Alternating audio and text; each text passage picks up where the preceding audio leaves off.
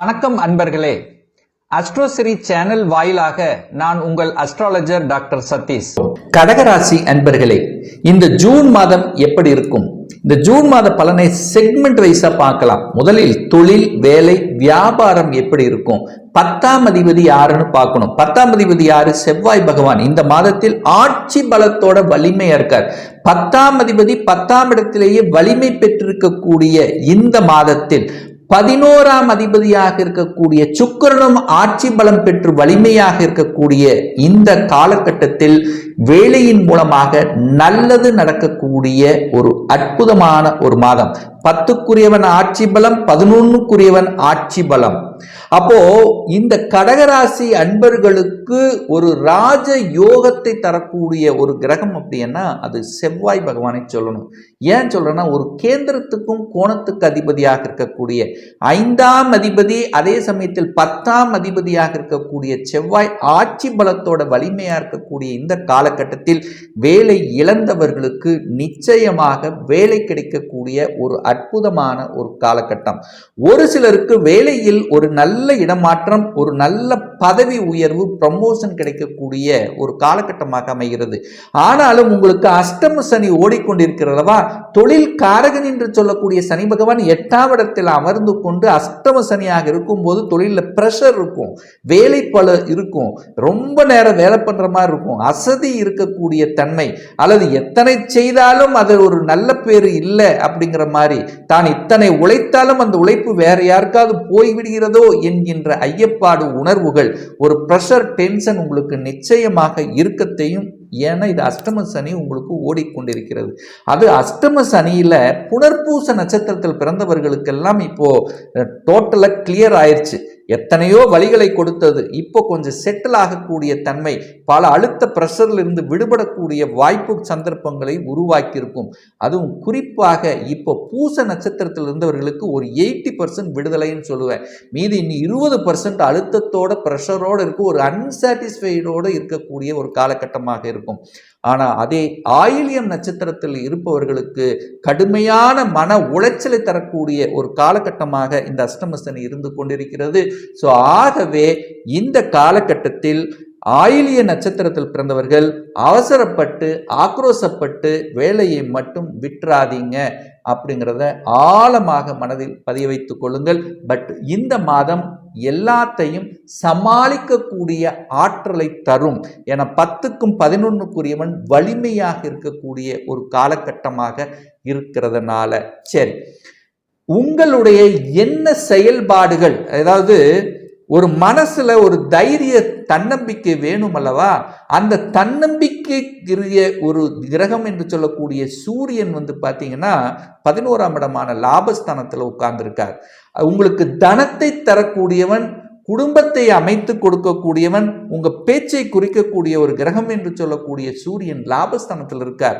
அப்போ நல்ல உழைப்பீங்க, உழைப்புக்கேற்ற ஊதியம் கிடைக்கும். 10 மணி நேரம் உழைச்சாலும் அந்த 10 மணி நேரத்துக்கான ஊதியம் உங்களுக்கு கிடைக்கக்கூடிய வாய்ப்புகள். அதனால அதாவது அரசு சார்ந்த விஷயத்துல பார்த்தீங்கன்னா ரொம்ப நாளை இழுத்தடிச்சிட்டு இருந்தது, எனக்கு ஒரு ப்ரமோஷன் கிடைக்கணும், ஆனா தடைபட்டு கொண்டே இருக்கு, இந்த அஷ்டம சனி இருக்கு, ஏதாவது ஒரு தடை, யாராவது ஒரு வில்லங்கம் கொடுத்து கொண்டிருந்தா இப்போ திடீரென்று உங்களுக்கு ப்ரமோஷன் கொடுக்கக்கூடிய காலகட்டமாக அமையும். என சூரியன், தனாதிபதியான சூரியன் 11ஆம் இடத்தில் உட்கார்ந்திருக்கார். அது குருவோடு இருக்கார். 11ஆம் அதிபதி ஆட்சி பலத்தோடு இருக்கார். செவ்வாயும் நல்லபடியாக இருக்கக்கூடிய 5ஆம் அதிபதியும் பூர்வீக புண்ணிய ஸ்தானத்தின் அதிபதியாக இருக்கிறதுனால எத்தனை பிரார்த்தனை செய்தீர்களோ உங்க இஷ்ட தெய்வத்தினுடைய அருளால, உங்க குலதெய்வத்தை அருளால நல்லவைகள் நடக்கக்கூடிய ஒரு நல்ல காலகட்டமாக அமையும். ஆனாலும் அந்த சனி பகவான் 2ஆம் இடத்தை பார்க்கிறார் அல்லவா, அப்ப பணம் உபயோகப்படுத்தக்கூடிய வழிகள்ல ரொம்ப ரொம்ப கவனமாக இருக்கணும். ஏன்னா அந்த சனி 2ஆம் இடத்தை பார்க்கிறார். 8இல் அமர்ந்து கொண்டு தனது 7ஆம் பார்வையாக 2ஆம் இடத்தை பார்க்கிறார் அல்லவா, அப்போ குடும்பத்தை, ஏன்னா சனி எந்த இடத்தை பார்க்கிறாரோ அந்த இடத்தை கெடுப்பார். ஸோ அந்த வகையில பார்க்கும்போது குடும்பஸ்தானத்தை சப்தம் பார்க்கும்போது குடும்பத்தில் ஏதாவது ஒரு புகைச்சலை கிடைக்கக்கூடிய தன்மை. அப்ப கணவன் மனைவிக்குள்ள அந்நூன்யத்தை வளர்த்துக்கணுங்கிறது ஞாபகத்தில் வச்சுக்கோங்க. உங்க குடும்ப விஷயத்தை மற்றவர்களுடைய குறுக்கீடு வராமல் பார்த்து கொள்வதும் நல்லது. தனம் வரும், ஆனால் தனத்தை உபயோகப்படுத்துறதுல கவனம். இந்த ஷேர் மார்க்கெட்ல போட்டு ரெட்டிப்பா பணம் வரும்னு நினைக்கிறது, மற்றவர்களுக்கு பணத்தை கொடுப்பது, இந்த காலகட்டத்தில் நண்பர்களுக்கோ உறவினர்களுக்கோ பணத்தை கொடுத்தால் அந்த பணம் ரிட்டர்ன் ஆகாது. ஒரு மாசத்துல திருப்பி தந்துடுவேன் அப்படின்னு கேட்டு வாங்கினா அந்த ஒரு மாசத்துல உங்களுக்கு பணம் வராது. அதன் மூலமாக மன உளைச்சலை உருவாக்கும் அப்படிங்கிறதையும் புரிந்து கொண்டு, வாக்குஸ்தானம் அப்படிங்கிறது 2ஆம் இடம்ங்கிறதுனால வாக்கை கரெக்டா பிரயோகப்படுத்துங்க. எதுக்கு நீங்க வாக்கை கொடுக்கணுமோ அதுக்கு கொடுங்க. இல்லை என்றால் அமைதியாக இருப்பது நல்லது. இல்லை உங்க வாக்காலேயே பிரச்சனைகள் வருவதற்கான வாய்ப்புகளை உருவாக்கும் அப்படிங்கிறதையும் ஞாபகத்தில் வைத்துக் கொள்ளுங்கள். 3ஆம் இடம் என்பது அந்த முயற்சி ஸ்தானம், தைரிய வீரியத்தை குரு பார்க்கிறார். ஸோ இந்த கடகராசி அன்பர்களுக்கு சனி பகவான் அஷ்டம சனியாக இருந்து தொல்லைகள் உங்களுக்கு கொடுத்து கொண்டிருந்தாலும் குருவால உங்களுக்கு நன்மைகள் தரக்கூடிய தன்மை. குரு யாரு? உங்க ஜாதகப்படி யாருன்னா 9க்குரியவன், பாக்கியத்தை தரக்கூடியவன் தான் அந்த குரு. அந்த குரு எங்க இருக்கார்? 11ஆம் இடமான லாபஸ்தானத்தில் இருக்கார். அப்போ குருவால மன மகிழ்ச்சி, குருவால சந்தோஷம். குரு என்பது பாக்கியம். அந்த பாக்கியம்ங்கிறது தகப்பன் உங்களுக்கு உதவி செய்வார். நீங்க ரொம்ப கஷ்டப்பட்டு இருந்தாலும் உங்க தகப்பனால நன்மைகள் கிடைக்கக்கூடிய தன்மை உருவாக்கும். அப்ப இதுவரைக்கும் ஒரு பாக்கியம் உங்களுக்கு கிடைக்கல, குழந்தை பாக்கியம் கிடைக்கல அப்படின்னு இருந்தவர்களுக்கு குழந்தை பாக்கியம் கிடைக்கக்கூடிய வாய்ப்புகள். கடந்த 2 வருடங்களாக திருமணமானது, ஆனா கணவன் ஒரு இடத்துல மனைவி ஒரு இடத்துல, கணவன் இந்தியாவில் இருக்கார், மனைவி வெளிநாட்டில் இருக்கார், வைஸ் வெர்சா. எப்படி இருந்தாலும் 2 பேரும் ஒன்று சேர முடியாத இருந்த காலங்கள் இப்ப மாறி கணவன் மனைவிக்குள்ள அந்நூனியத்தை கொடுக்கக்கூடிய சில சந்தர்ப்ப சூழ்நிலைகளை நிச்சயமாக உருவாக்கும். ஏன்னா 5ஆம் இடத்தை குரு பார்க்கறதுனால குழந்தை பாக்கியத்தை தரக்கூடிய தன்மை. திருமண தடை, அஷ்டம சனி நடந்துட்டு இருந்தது, ஆனா இன்னும் கொஞ்சம் இன்னொரு 6 மாசத்துக்கு இருக்குன்னு சொல்லலாம். இந்த வருடம் முழுவதும் உங்களுக்கு அஷ்டம சனி போய்கொண்டிருக்கும். ஆனாலும் இப்போ இந்த காலகட்டத்தில் அந்த குரு 11ஆம் இடமான லாபஸ்தானத்தில் அமர்ந்து கொண்டு 7ஆம் இடத்தை பார்க்கின்ற காரணத்தாலும் 7க்குரியவன் தனக்கு 2ஆம் இடத்தில் இருக்கிறனால ஒரு சிலருக்கு திருமண வாய்ப்புகளும் கைகூடும் அப்படிங்கிறதையும் நீங்கள் ஞாபகத்தில் வைத்துக் கொள்ளுங்கள்.